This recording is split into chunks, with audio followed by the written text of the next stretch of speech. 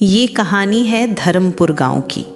वहीं पर रहता था राम प्रसाद नाम का एक छोटा व्यापारी। उसकी एक छोटी सी किराने की दुकान थी। दुकान ज़्यादा चलती नहीं थी, लेकिन राम प्रसाद हर ग्राहक से बहुत प्यार और ईमानदारी से पेश आता। लोग कहते, अरे रामू भाई, तुम्हारी दुकान तो घाटे में चल रही है। वो मुस्कुरा कर कहता, घाटा हो सकता है, पर मेरे ज़मीर का फ़ायदा हो रहा है। एक दिन गांव में एक अमीर जमींदार आया लखनऊ से। उसका बैग दुकान के बाहर गिर गया और बैग में थे 5 लाख रुपए।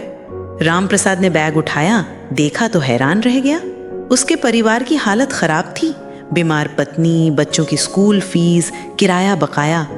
उसके मन में आवाज आई, ले लो पैसे, कोई नहीं देख रहा। लेकिन उसके दिल ने कहा, जो तेरा नहीं है वो तेरा कभी नहीं हो सकता। राम प्रसाद ने उसी वक्त बैग को उठाया और आसपास पूछताछ करने लगा। कुछ देर बाद वही जमींदार घबराया हुआ लौट आया। राम प्रसाद ने बैग आगे बढ़ाते हुए कहा, क्या ये आपका है? जमींदार हैरान, तुमने ये बैग नहीं रखा? राम प्रसाद ने सिर झुकाकर कहा, नहीं साहब, मैं गलत तरीके से कुछ नहीं लेना चाहता। जमींदार की आंखों में आंसू आ गए। वो बोला, तुम जैसे लोग इस देश की असली दौलत हो। कुछ दिन बाद राम प्रसाद को एक पत्र मिला। लिफाफे में लिखा था, आपकी ईमानदारी से मैं इतना प्रभावित हुआ हूं कि आपको अपने शहर लखनऊ में दुकान का पूरा सेटअप देना चाहता हूं। दुकान भी मेरी, सामान भी मेरा, लेकिन चलाएंगे आप? राम प्रसाद की आंखें भर आईं। उसने कभी सपने में भी नहीं सोचा था कि ईमानदारी का ऐसा इनाम मिलेगा। राम प्रसाद अपने परिवार के साथ लखनऊ गया। वहां एक सुंदर दुकान मिली, एकदम तैयार। धीरे धीरे ग्राहक बढ़े, दुकान चल निकली। अब वो सिर्फ ईमानदारी से नहीं, काबिलियत और आदर से भी पहचाना जाने लगा। उसने अपने गांव से 2 और ईमानदार नौजवानों को बुलाया। जिन्होंने सच को थामा है, उन्हें मैं काम जरूर दूंगा। जब राम प्रसाद की दुकान अच्छी चलने लगी तो उसने एक और नेक काम किया। अपने गांव धर्मपुर में एक छोटा स्कूल खोला, सच्चाई पाठशाला, जहां गरीब बच्चों को मुफ्त में पढ़ाया जाता। उसने कहा, ईमानदारी मुझे दौलत नहीं देती, पर जो भी देती है वो मैं दूसरों में बांटना चाहता हूँ। कुछ साल बाद उसे एक व्यापार सभा में बुलाया गया। हजारों लोगों के सामने उसने जो कहा वो सबकी आंखों में उतर गया। लाभ से पहले विचार करो। ईमानदारी से कमाई हुई दौलत कम लगती है, लेकिन चैन सबसे ज्यादा देती है। जो लोग दूसरों का हक नहीं छीनते, खुदा उन्हें खाली नहीं छोड़ता। ऋषि के जंगल में छुपा खजाना। बहुत समय पहले की बात है। एक गांव में रहता था अर्जुन, एक गरीब लेकिन होशियार लड़का। उससे एक दिन अपने दादाजी से एक रहस्यमय बात सुनी। दादाजी बोले, बेटा, एक समय था जब एक ऋषि इस गांव के पास जंगल में एक खजाना छुपा दिया था, पर वह खजाना केवल उसी को मिलेगा जो सच्चे दिल से तलाश करे और उसका मन पवित्र हो। अर्जुन की आंखों में चमक आ गई। उसने तय किया, मैं उस जंगल में जाऊंगा और खजाना ढूंढूंगा।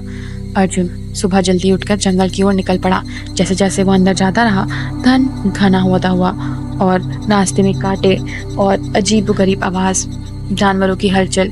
लेकिन अर्जुन डरा नहीं। उसके मन में था, मुझे ऋषि का खजाना पाना है। चलते चलते उसे छोटी सी झोपड़ी दिखाई दी। वहाँ एक ऋषि ध्यान में लीन थे। अर्जुन ने उन्हें प्रणाम किया और कहा, बाबा, मैं खजाने की खोज में आया हूँ, क्या आप मेरी मदद करेंगे? ऋषि ने आँख खोली और मुस्कुराकर बोला, क्या तुम जानते हो असली खजाना क्या होता है? अर्जुन बोला, सोना, चांदी, दौलत जो जिंदगी बदल दे। ऋषि मुस्कुराए, दौलत तो बाहर का आभूषण है, पर असली खजाना तो अंदर छुपा है, धैर्य, सत्य, सेवा और ज्ञान। ऋषि ने कहा, अगर तुम खजाना पाना चाहते हो तो पहले इस आश्रम में कुछ दिन सेवा करो। अर्जुन ने झाड़ लगाई, पानी भरकर लाया और जानवरों को चारा दिया। हर काम में उसने पूरे मन से किया। 3 दिन बीत गए। उसने ना शिकायत की ना सवाल। चौथे दिन ऋषि बोले, अब तुम अगले पड़ाव पर जा सकते हो। झील के उस पार एक गुफा है, वहाँ तुम्हारी अगली परीक्षा होगी।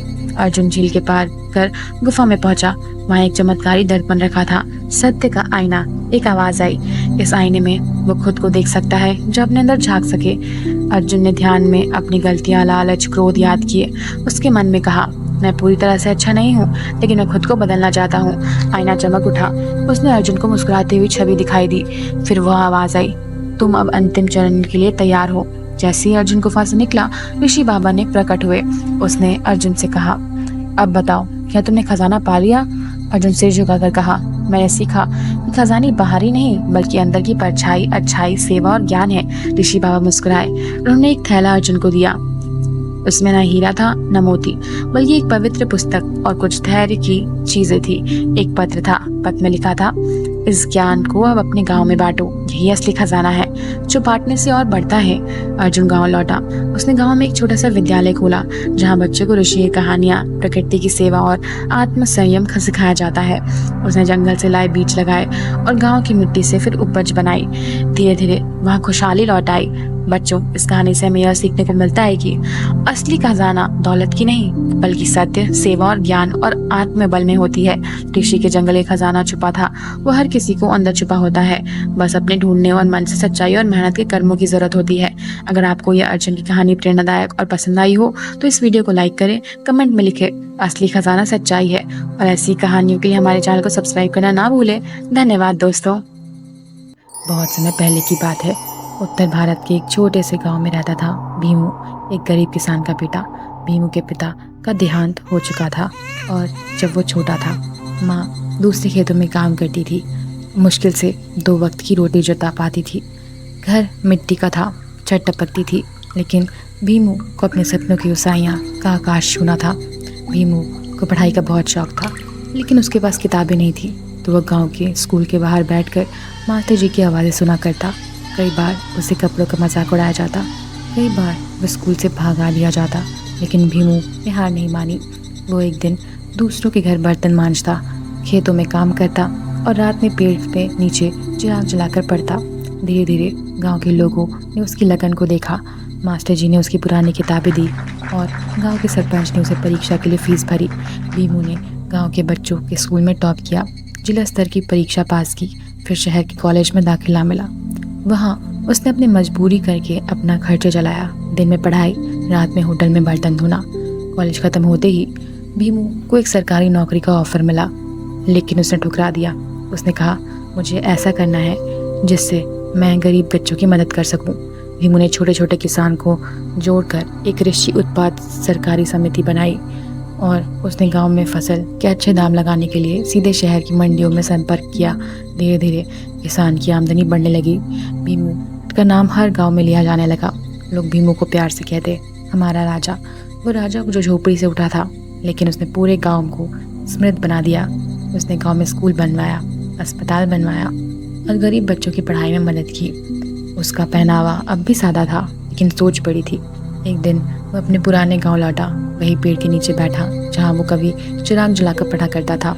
आंखों में आंसू थे और माँ की आवाज़ जैसे कानों में गूंज रही थी, बेटा मेहनत कर, भगवान देखता है। वह मुस्कुराया और आसमान की ओर देखकर बोला, माँ तुम्हारा बेटा अब राजा बन गया है।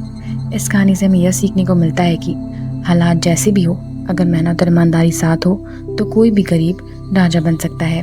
भूमि जैसे लाखों देश हमारे देश में भी है जो सपने को हकीकत बनाना चाहते हैं। बस ज़रूरत है मेहनत, लगन और कभी हार ना माने वाले हौसले की। अगर आपको भूमि की कहानी पसंद आई हो तो इस वीडियो को लाइक करें, कमेंट में लिखें मेहनत ही असली ताकत है, और ऐसी प्रेरणादायक कहानी के लिए हमारे चैनल को सब्सक्राइब करें। धन्यवाद। आज मैं आपके लिए लाई हूँ एक बेहद ही प्रेरणादायक कहानी जिसका टाइटल है आलस मत करो। आलस एक ऐसी आज़ाद है जो धीरे धीरे इंसान को सपने को खो जाती है। वे सपने जो मेहनत में पूरे हो सकते हैं सिर्फ इसलिए अधूरे रह जाते हैं क्योंकि हम सब बस कल से करेंगे कह देते हैं। आज की कहानी है आलस मत करो, और इसमें छुपी है एक ऐसी सीख जो हर बच्चों और बड़ों के लिए ज़रूरी है। एक गाँव में एक लड़का रहता था, रोहित। रोहित कोई काम में कमी नहीं थी। वह ईमानदार था, पढ़ाई में अच्छा था। उसके माँ बाप उसका बहुत ध्यान रखते थे, लेकिन उसकी आदत उसके पे भारी पड़ गई। वो थी आलस की। वो हर काम को टालता और कहता, माँ कहती बेटा होमवर्क कर लो, वो कहता अभी करता हूँ माँ, बस 5 मिनट बाद। पापा कहते बेटा खेत में थोड़ी मदद कर दो, तो जवाब आता आज बहुत थक गया हूँ, कल पक्का। धीरे धीरे उसकी आलस आदत बन गई। स्कूल में भी वही हाल था। जब भी वह होमवर्क करके आते सभी बच्चे, रोहित कॉपी खाली होती। टीचर ने कई बार समझाया, बेटा तुम बहुत टैलेंटेड हो, लेकिन ये आलस तुम्हें पीछे ले जाएगा। लेकिन रोहित बार बार मुस्कुरा कर कहता, सर अगले हफ्ते से सब कुछ ठीक कर लूँगा। वह अगला हफ्ता कभी नहीं आता। फिर एक दिन स्कूल में टीचर ने सभी बच्चों को एक कहानी सुनाई। कछुआ और खरगोश की। टीचर ने कहा कछुआ तेज था लेकिन घमंडी और लापरवाही, वहीं कछुआ धीमा था लेकिन लगातार चलता रहा और मेहनत करता रहा। वह जीत गया। सभी बच्चियों तालियां बजा रहे थे लेकिन चुपचाप रोहित सोच में पड़ गया। समय बीतता गया। वार्षिक परीक्षा आने वाली थी। सभी बच्चे दिन रात मेहनत कर रहे थे। लाइब्रेरी में घंटों पढ़ाई चल रही थी लेकिन रोहित, वो तो अभी पुरानी बात दोबारा कह रहा था। अभी तो बहुत दिन है, बाद में पढ़ लेंगे। अंत में परीक्षा आ गई। रोहित ने बिना तैयारी की परीक्षा दी। एक हफ्ते बाद परीक्षा का परिणाम आया। रोहित के नंबर बहुत कम थे, कक्षा में सबसे पीछे। टीचर ने रिपोर्ट कार्ड दिखाते हुए कहा, देखा रोहित, हमने पहले ही कहा था, आलस सिर्फ पछतावा मिलता है, हमें मेहनत से सफलता मिलती है। रोहित को बहुत दुख हुआ। उसने पहली बार खुद को आईने में देखा और सोचा, क्या मैं ऐसा कैसे बन गया? क्या मैं कभी बदल सकता हूँ?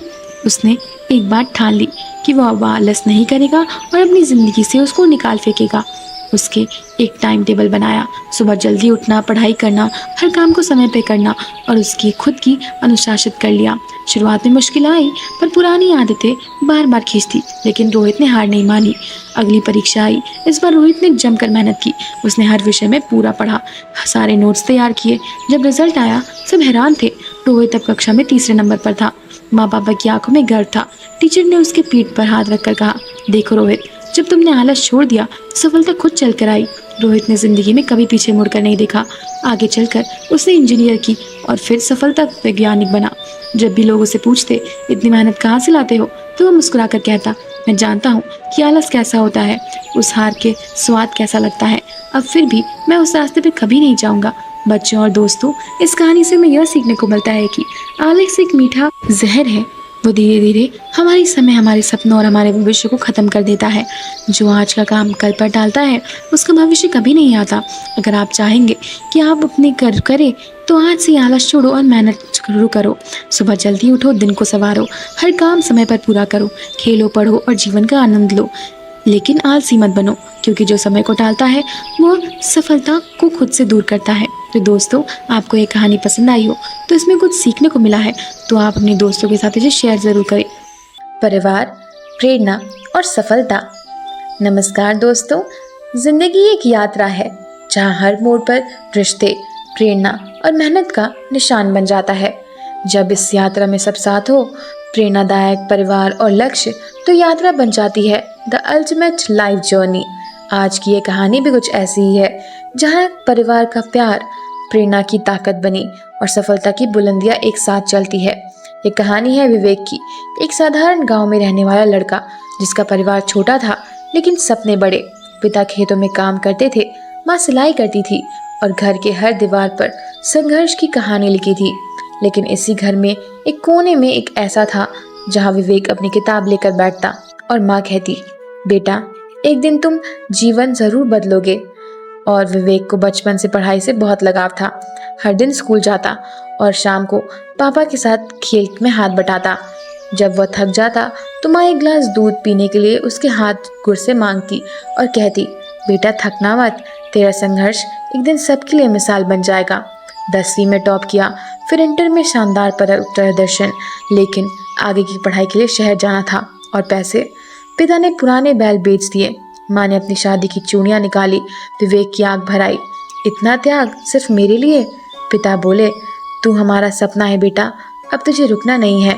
जिंदगी शहर की बिल्कुल अलग थी, भाग दौड़, अकेलापन, नई चुनौती। पर विवेक के पास था परिवार की प्रेरणा। हर बार जब वह थकता, माँ की आवाज़ कान में गूंजती, हमें तुम पर विश्वास करते हैं। कॉलेज में टॉप किया, एक मल्टीनेशनल कंपनी में नौकरी लगी। पहली तनख्वाह से सबसे पहले माँ के लिए साड़ी और पापा के लिए जूते खरीदे। उसने दोनों को शहर बुलाया तो माँ की आंखों में खुशी के आंसू थे। पापा से सिर्फ इतना बोला, तूने अपना वादा निभाया। आज विवेक एक सफल इंसान है, लेकिन जब भी उसे पूछा जाता है तुम्हें प्रेरणा कहाँ से मिली, तो वो जवाब देता है, मेरे परिवार से। तो आज की कहानी किसी यह सीख मिलती है दोस्तों, परिवार वो जड़ है जिससे आपके सपनों की शाखाएं निकलती हैं। जब माँ बाप साथ हो, आशीर्वाद साथ हो, तो कोई भी मुश्किल असंभव नहीं। प्रेरणादायक दूर से नहीं आती, वो घर की रोटी, माँ की बात और पिता की मेहनत में होती है। सच्ची सफलता तब मिलती है जब आप परिवार के सपनों को भी पूरा कर सके। जिंदगी का सबसे खूबसूरत सफर वही है जिसमें रिश्ते, संघर्ष और सफलता का संगम हो। दोस्तों, अगर आपके पास परिवार है तो आपके पास दुनिया की सबसे बड़ी ताकत है। अगर आपके पास अपना खुद का हौसला है तो आप एक बार पीछे मुड़कर देखने की जरूरत नहीं है। आप हमेशा आगे बढ़ते रहिए और परिवार के आशीर्वाद के साथ आप कोई भी बुलंदी को छू सकते हैं। तो दोस्तों, अगर आपको ये कहानी पसंद आई हो तो ज़रूर हमारे चैनल को सब्सक्राइब करें और वीडियो को लाइक करें। यही थी दिल से जुड़ी हुई कहानी। अगर इससे आप भावुक किए हो तो इसे ज़रूर शेयर करें। जहाँ परिवार हो वहाँ प्रेरणा खुद चलकर आती है और सफलता बस कदम कदम पर दूर हो जाती है और पास आने के लिए दौड़ जाती है। दोस्तों, ये थी आज की कहानी।